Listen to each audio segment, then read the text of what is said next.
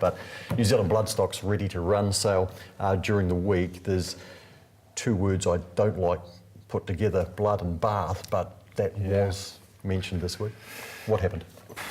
It's often a cyclical sale. We see 2 or 3 good years and then a correction, but this wasn't a correction, it was a massive decline. So passing rate was 68%? Yeah, which is on a par with actually the 2 Australian sales earlier in the year, the ready to runs. So do we put that down? Let's start at home. Is that because of the lack of a strong domestic market for some of these horses, because of the concerns about stake levels at home and the future of the industry? Yeah, well, we'll look at some of these figures shortly. We've brought up in a graphic, but the domestic buy was down by 1.2 million.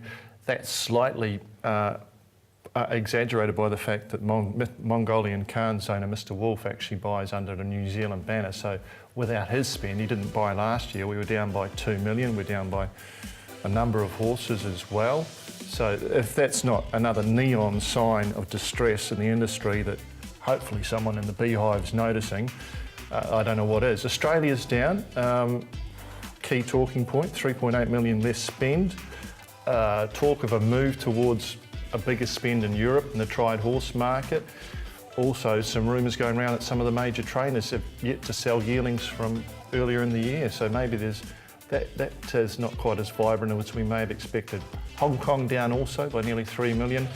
That may be largely due to less competition at that end of the market, less horses. We've got the Hong Kong Jockey Club with their own sale, the Griffin sale now, so maybe that's having an impact on the horses they're buying. Singapore, it was good to see there was no knock-on from the decrease in prize money announcement last week.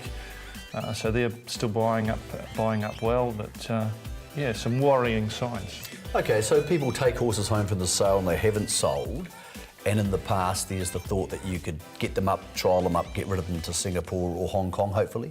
Is that not as easy as it used to be? Like, it's not going to be easy in the next couple of months because of the glut of horses here now? Yeah, that's your option. If you've brought a horse to trade, you haven't sold it at this sale, then your only option is to trade now out of a trial or a race. Okay, so what has caused this? Like, are they not the right type of horses? Is there an issue here with the type of horses they're trying to sell? This is your domain, so what has caused this downturn in your opinion?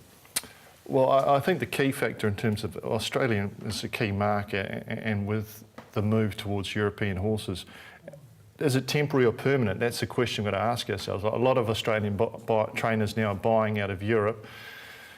We've seen Lloyd Williams, I know he's had great success, but he's put millions into European horses and has not got a fraction of the return of what he's put in. So will this temporary move to European tried market be a flash in the pan, or is this something we should be worrying about long term? But surely this market is a market which is predominantly aimed at Guineas / more importantly Derby's Oaks horses. It's been a very good Asian sale.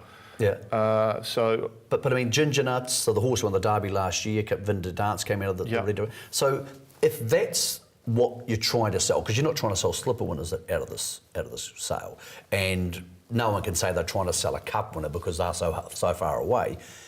I don't understand how Europe would affect the Derby / Oaks, maybe even smaller Guineas market, because you can't buy those horses in Europe. No. So that's the confusion for me. Why the Australians who would have tried to buy, for example, Vin de Dance 2 years ago weren't here trying to buy these horses. And Ginger Nuts, like, it's proving to be a very good Derby sale. But then at the end of the day, the domestic market's buying less than 25%. And you just can't have that in your home country. There's no underlying market. Okay, if you doubled stakes, say for example we're on 10,000 minimums and we go to 20,000, would you go buy a horse at the sale because of that? I'm probably not, no. No. So a doubling, we need more than a doubling of stakes. Okay. See, is that achievable? See, like, we're talking about doubling stakes as being the road mark for the Masara report, but if you're running for 70,000 on a Saturday, then you'll go and buy a horse, won't you? I'll go buy one regardless. Because I do agree with the trading market. A lot of horses now come into play for the trials, and you've got to be so good at the trials now to have a trading horse. Do you see that whole market moving? Do you think the Asian market is tougher now than it was 3 years ago? We've seen For what reasons? We're seeing less horses going to Hong Kong. They're very stringent now on their vet checks. It's quite difficult to get a horse through their pre-purchase examination. Are more European horses coming down to Hong Kong? You see? Not particularly. I don't think there's been no major change, but you've also got the Hong Kong Jockey Club's own sale now, which is taking a bit out of the market. But don't they buy horses here, then flick them on at their sale? Yes. Okay. It's the first time they've actually bought it, they're ready to run. They normally buy yearlings, breeds them up and have their own trading. Okay. So, but Singapore, I thought Singapore, with the drop in stakes announced last week, might struggle more here. Dot Logan was obviously there, and now she's listed as a Singapore trainer. But I thought that was actually better than I expected. I think it was. Everyone was expecting a drop there. They've cut their top end prize money by 25% and just decided not to run a couple of feature races. But at the end of the day, their open handicap each weekend's worth 100,000 Singapore, so it's still good money. Okay.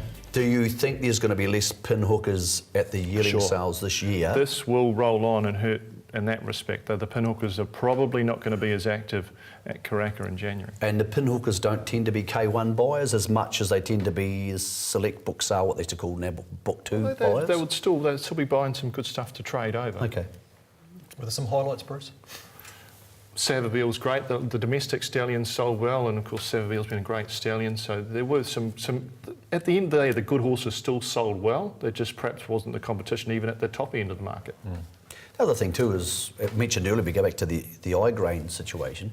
You know, there's a greater awareness now of what you can buy in Europe if you're that way inclined, and it's not for everybody. Of course, it's not, but. There are people there who think, okay, well, I might get a Paul Moroni to get me a mare because it'll have different blood to the horses here, because a lot of people who have horses here have this blood already in their families. And if they're looking to bring something different in, you know, there's a secondary option there. So if the Aussies are going to go European blood mad, which they appear to be doing at a certain level, then you can see how people start thinking, well, maybe I'll spend my 200,000 trying to get the next eye grain rather than my 200,000 trying to get the next Vinda Dance. So it's a complex matrix going on here, Bruce, but it can't have been a satisfying result for anybody. And NZB, I don't think were bullshitting anybody. I think they were pretty realistic about the fact that it was a correction of a decent amount.